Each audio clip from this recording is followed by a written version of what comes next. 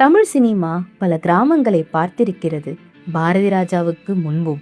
ஆனால் கிராமங்களின் ஆன்மாவை உணர்ந்தது பாரதி ராஜாவுக்கு பிறகுதான். ஸ்டூடியோ செட்டுகளில் இருந்த தமிழ் சினிமாவை வயல்வெளிகளுக்கும் மண் வாசனைக்கும் நிஜ மனிதர்களின் வாழ்க்கைக்கும் கொண்டு சென்றவர் அவர். 16 வயதினிலே அலைகள் ஓய்வதில்லை, முதல் மரியாதை, கிழக்கு சீமையிலே என காலம் கடந்தும் பேசப்படும் படைப்புகளை தந்த கலைஞன். இன்று ஒரு இயக்குனரை மட்டும் நாம் இழக்கவில்லை, தமிழ் சினிமாவின் ஒரு காலத்தையே இழந்திருக்கிறோம். ஆனால் அவர் உருவாக்கிய கதாபாத்திரங்களும் அவர் காட்டிய கிராமங்களும் அவர் விட்டு சென்ற தாக்கமும் என்றும் அழியாது. மண்ணின் கதைகளை உலகமே கேட்க வைத்த இயக்குனர் இமயம் பாரதி ராஜா அவர்களுக்கு எங்களின் ஆழ்ந்த அஞ்சலி. உங்கள் உடல் மறைந்தாலும் உங்கள் படைப்புகள் என்றும் உயிரோடு இருக்கும். மண் வாசம் உன் பெயர் சொல்லும்.